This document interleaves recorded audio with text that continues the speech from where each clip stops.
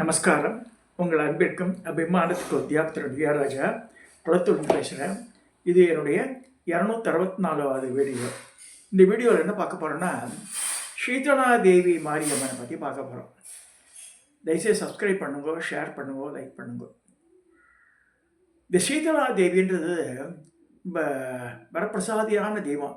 இவ எப்போ உதயமானா, அதாவது ஒரு தேவி வந்து ஒரு ஒரு இது எல்லாமே அம்பாள் சொன்னாலும் சில காரண காரியத்துக்காக சில தேவிகள் ஒரு சக்தி உருவாக்கப்படுறது பரமேஸ்வரனால், பரம்பொருள்னால். ஸோ அது எப்படி உதயமானா நம்ம பார்க்க போகிறோம். இப்போ சீதளா தேவின்றது எப்படின்னா, வட இந்தியாவிலலாம் அது வித்தியாசமாக பார்க்கப்படுறாவோ. கையில் வந்து தொடப்ப மாட்டம் வச்சுட்ருப்போம், கழுத வாங்க போகிற புடவை கட்டிட்டுப்போம். தென்னாட்டில் வந்து அவள் வந்து திகம்பரியாவை காமிச்சிருப்பேன். இந்த புடவை கட்டு கருமாரியம்மன் நாட்டுக்கும் பார்க்கறதுக்கு. இப்போ ராகவன் ஒருத்தருக்கார், பெரிய சீதளாதேவி உபாசகர். அவர் 2-3 மதுரையில் கூட கோவில் வச்சுருக்கார். மடிப்பாக்கத்தில் அவரோட கோவில் இருக்குது, அந்த அம்பாள் கட்டின கோவில். இவர் இந்த படத்தில் பார்க்கும்போது ராகவன் சுவாமிஜின்னு சொல்கிறார்.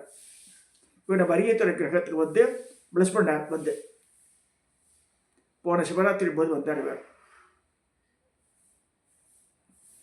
இந்த சுவாமிஜி பேர் ராகவன் அப்படி பேர்.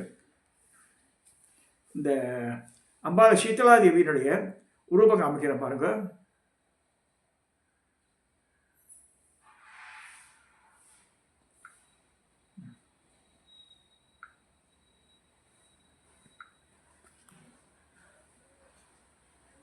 இதுதான் சீதளாதேவி. இந்த வடிப்பாக்கத்திற்கு அம்பாள் இந்த அலங்காரத்தில் அப்படி இருக்க. நிறைய இடத்துல இருக்க சீதளாதேவி மாரியம்மன் தான். அது இது திருநெல்லூர்ன்ற இடத்துல இருக்கிற உற்சவ கிரகம் சீதளாதேவி.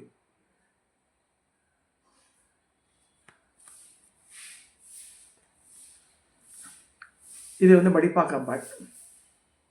ரொம்ப அழகாக டெக்கரேட் பண்ணிப்பேன், அலங்காரம் சூப்பர். ரொம்ப பவர்ஃபுல் அம்பாள். இது மடிப்பாக்கத்தில் இருக்கா. நிறைய பேர் குலதெய்வமாக இருக்கா சீதளாதேவி. இங்கே பாருங்க, மூலவர் உற்சவர் ரெண்டுமே இருக்குது. இது படி பார்க்கும். அது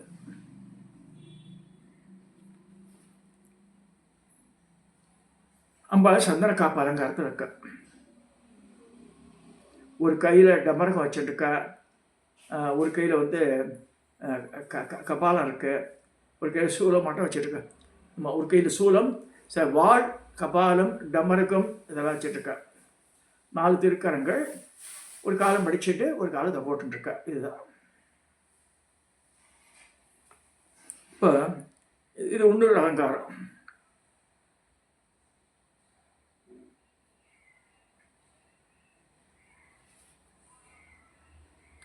இது வட இந்திய பாணிக்கு. அது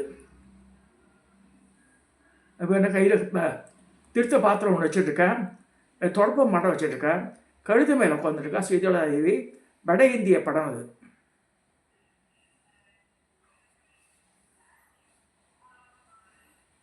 பைரவர் ஆஞ்சநேயர் 2 சைடில் இருக்க.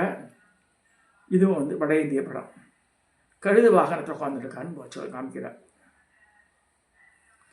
இந்த சீதளாதேவியை மாரியம்மனோட ஒப்பிடுறா. எப்படின்னு கேட்டேன்னா, மாரியம்மன் தான் சீதளாதேவி சொல்கிறா. எப்படி இது நடந்தது என்ன,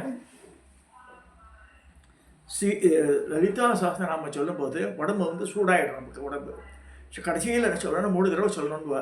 சீதளே ஜெகன்மாதா, சீதளே ஜெகத்பிதா, சீதளே ஜெகத்ராத்தி, சீதளாயே நமக, சீதளாயே நமோ நமக.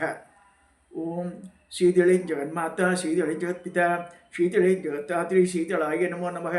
ஓம் சீதளே ஜெகன்மாதா, சீதளே ஜெகத்பிதா, சீதளே ஜெகத்ராத்ரி, சீதளாயே நமோ நமக. இது யார் சொன்னோம்? ஆதிசங்கர் சொல்லியிருக்கார் இந்த மந்திரத்தை. இதை வந்து இதை பார்க்கலாம். எப்படி வந்து இவ வந்தாண்டு. உலகில் உள்ள சகல ஜீவஜாலசிகளும் தாய் உண்டு. தாய் இல்லாத எந்த ஜீவராசிகளும் தோன்ற முடியாது. தாய், பெற்ற மாதா, கோமாதா, பூமாதா, இந்த மாதிரி ஜெகன்மாதா என்று 4 வகைப்படுவார். தாயை வந்து திரும்பி ரிப்பீட் பண்ணுறேன். பெற்ற தாய் கோமாதா, பூமாதா பூமாதேவி, ஜெகன்மாதா. எத்தனை பிரிவு எடுத்தாலும் அந்த அந்த பராசக்தியான லலிதா பரமேஸ்வரி, ராஜராஜேஸ்வரி, அவள் தான் ஜெகன்மாதா.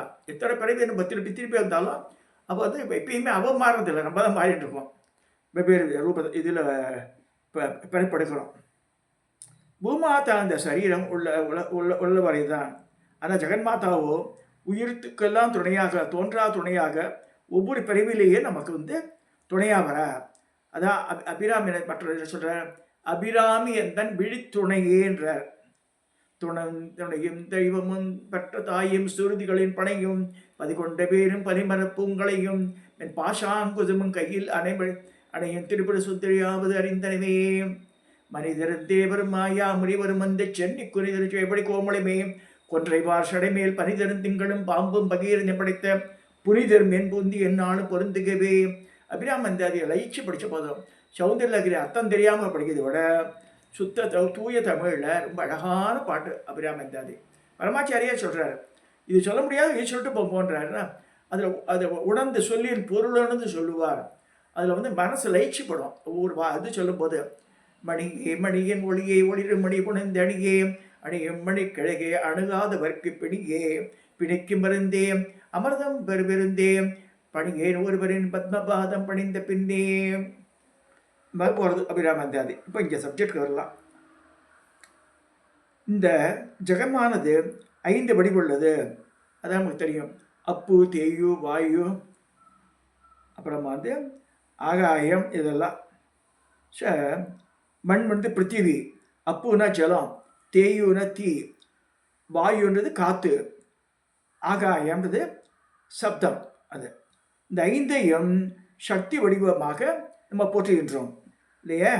மண்ணை பூமாதேவியாகவும், ஜலத்தை கங்காதியாகவும், காற்றை பிராணசக்தியாகவும், காத்தாயி என்னும் சப்தரூபமான ஆகாயத்தை நாதரூபணியாகவும் அழைக்கதான் உலகத்தை ஜெகன்மாதா என்று கூறப்படுகிறது. அகிலாண்ட கோடி பிரம்மாண்ட நாயகியாக இன்றெடுத்த அன்னையா ஜெகன்மாதா சகல ஜீவராசிகளையும்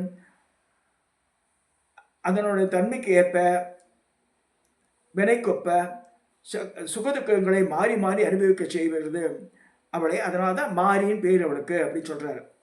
இது சீதளாதேவியோட உதயம் எப்போனா கந்த புராணத்தில் ஸ்காந்தம். அந்த 12 புராணத்தில் எதிர ஜாஸ்தி இருக்குன்னா 1,00,000 ஸ்லோகன்ற 85,000 கிரந்தம் இருக்கு ஆக்சுவலாக ஸ்கந்த புராணத்தில். ஸ்கந்த புராணத்தில் இவளோட கதை வருதுன்றது எப்படின்னா, தேவர்களுக்கு சூரபத்மனால் ஏற்பட்ட துன்பங்களை போக்க ஸ்ரீ முருகப்பெருமான் சிக்கலில் வேறு பெற்று திருச்செஞ்சூரை படைபிடி அமைத்து போரிடும் போது சூரபத்மனின் அமைச்சர்கள் ஒருவன் அவன் மந்திர சாஸ்திரத்தில் கட்டிக்காரன் அபிஷார ஹோமம் பண்ணுறான். அபிஷாரம்னா மற்றவாழெலாம் கஷ்டப்படணுன்ற மாதிரி ஒரு ஹோமத்தை பண்ணுறான் அவன், அபிஷார ஹோமம். அப்போ என்ன ஆகுதுன்னா அதுலேருந்து உஷ்ணம் அப்படியே பெறப்பட்டு இப்படி பெரட்டி எடுக்குது. ஸோ தேவப்படைகள் உஷ்ணரோகத்தால் சரீரமெல்லாம் கொப்பளங்கள் ஏற்பட மிக சோர்வடைகிறது. அதை அறிந்து தேவசேனாதிபதியான முருகப்பெருமான் பரமேஸ்வரனையும் அம்மாவையும் அப்பாவையும் உலகத்துக்கெல்லாம் அப்பா அம்மாவை தானே அவளை குறித்து தபஸ் பண்ணுறார்.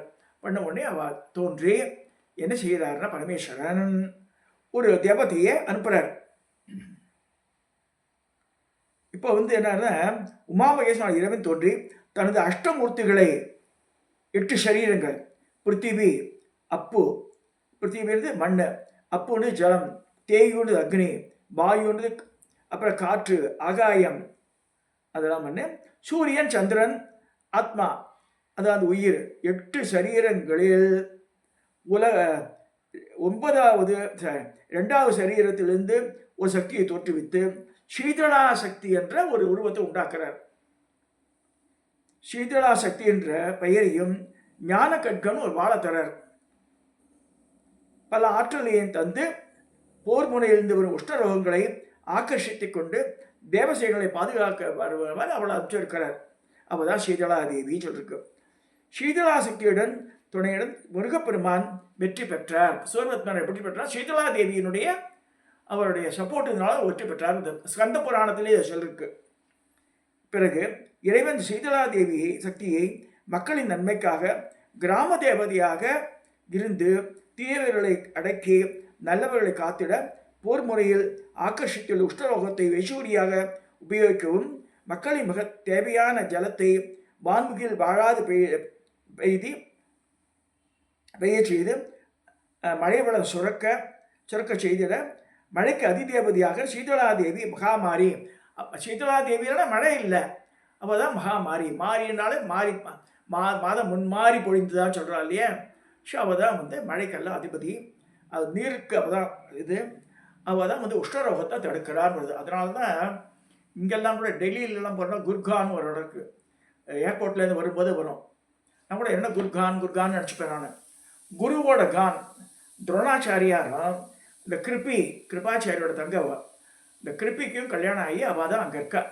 அங்கே வந்து தான் துரியோதனாதிகள் பாண்டவர்கள் இவெல்லாம் வந்து பாடம் பயில்றா இந்த குர்கானில். அந்த கிருப்பிக்கு அங்கே கோவில் கட்டிடுறா பின்னாடி. அவள் மறைஞ்சு போன பிறகு அவள் வந்து எல்லாருக்கும் சாப்பாடு பண்ணி போட்டு இதெல்லாம் பண்ணி அந்த அவள் யூஸ் பண்ண அந்த குளமே அங்கே இருக்குது குட்டையாட்டம். இப்போ ஸோ அதில் வந்து மண்ணை சேர்த்து மண்ணை எடுத்து இப்போ பூசிப்பானா எல்லாரும். அப்படியே சீதளா தேவியாக வழிபடுறா நார்த் இண்டியன்ஸ் அங்கே. ஸோ அவளுக்கு இந்த கொப்பளம்லாம் இது அம்மா ஐஸ்வர்யம் வந்து டெல்லி சைடில் அந்த இடத்துக்கு வந்து குர்கானில் வந்து அந்த மண்ணை உடம்புலலாம் பூசிப்படலாம் சரியாயிடுவான். ஸோ அவளை பொறுத்த வரைக்கும் அந்த கிருப்பி வந்து துரோணருடைய மனைவியான இந்த கிருப்பி தான் வந்து அவளுக்கு சீதளா தேவி. இது அவளுடைய பாவனை, அது நமக்கு தெரியாதது. இந்த மாதிரி நடந்தே சொல்லுவாள். இப்போ பிறகு இறைவன் சீதளா சக்தியை மக்களின் நன்மைக்காக கிராம தேவியாக இருந்து தீவர்களை அடக்கி நல்லவர்களை காத்திட அவள் ஆணையிடுறார். அது செய்கிறாவோ.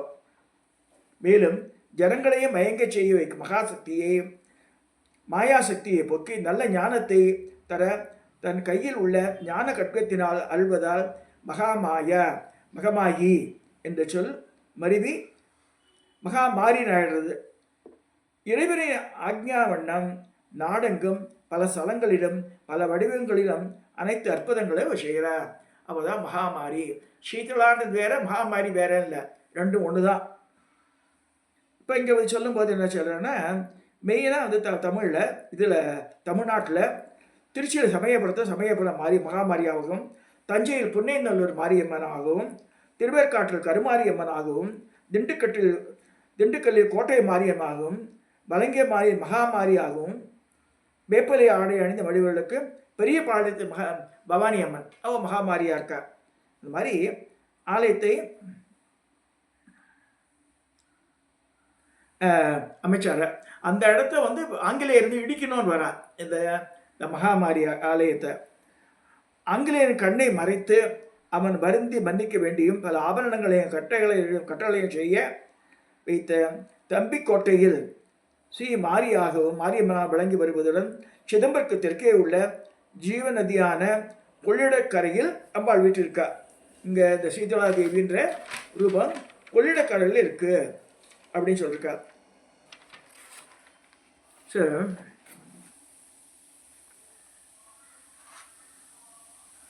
முன்பு ஜமதக்னி ஆசிரமாக விளங்கி வந்த இடத்தில் ரேணுகா தேவி இது இங்கே வந்து படைவேடு மாரியம்மன். அது ஸோ படைவேட்டில் வந்து இருக்க குடவரிசி மாரியம்மன் ஒன்று இருக்குது. அவளும் மகாமாரியம்மன் தான் சொல்கிறார். குடமாக ஜலம் எடுத்து ஆற்றலை அருளியே ஸ்ரீ மகாமாரியம்மன் குடவரிசி மாரியம்மன் சொல்கிறார். அதுவும் சீதளாதேவி தான் சொல்லப்படுறது. ஸோ சீதளாதேவி வேற, மாரியம்மன் வேற நினச்சக்கூடாது. ரெண்டுமே ஒரே ஒரு இதுதான், சக்தி தான் அது. ஸோ இந்த இதில் என்ன சொல்கிற, சீதளாதேவி தியானத்தில் சொல்கிற வாமே சூலம் கபாலம் டமருக சகிதம் ஊர்த்தகேஷம் கரண்டாம் கட்கம் தாடங்க யுக்மம் ஸ்தனபரயுகுலாம் கனுரக பன்னிநேத்திரம் ரௌத்ரம் வீராசனஸ்தாம் ஜ்வரஹர துரித ஸ்போடகாதினி ஹதஹந்திரீம் சாநித்தியம் நிம்பபிருஷது இது வேப்பமரம் சிதிமரண நிபாம் சீதளாகி பீடே சீதளாய காயத்ரி சொல்றதுன்னா சீதளாய வித்மகே சர்வசித்தீச தீமிகி தன்னோ மாறி பிரச்சோதயாத். திரும்பவும் சொல்கிறேன், சீதளாய வித்மகே சர்வசித்தீச தீமிகி தன்னோ மாறி பிரச்சோதயாத். சீதளாய வித்மகே சர்வசித்தீச தீமிகி தன்னோ மாறி பிரச்சோதயாத். இல்லைனா ஆதிசங்கர சொல்லிடலாம். ஸ்ரீதளை மாதா ஸ்ரீதளை பிதா ஸ்ரீதளை ஜெகத்ராதி ஸ்ரீதளாய நமோ நமக. ஸ்ரீதளை மாதா ஸ்ரீதளை பிதா ஸ்ரீதளை ஜெகத்ராதி ஸ்ரீதளாய நமோ நமக. சீதளை ஜெகன்மாதா சீதளை ஜெயத் பிதா சீதளை ஜெகத்ராத்தி சீதளாய நம நமக. இந்த லலிதா சதராமத்தை ஒரு நாளைக்கு 3 தடவை 4 தடவை சொல்லும்போது உடம்பு இஷ்டமாயிடும். அப்போ கடைசியில் இதை சொல்லணும்னு இருக்கு. சீதளா மந்திரத்தை சொன்னால் நம்ம அது கூல்டவுன் ஆகிடும் பாடி. இதை சொல்லி இப்போ வந்து கிராம தேவதையான சீதளாதியை இப்போ பார்த்துருக்கோம். அவள் அனுகிரகம் எல்லாருக்கும் பெறணும்னு சொல்லி நான் நிறைவு செய்கிறேன்.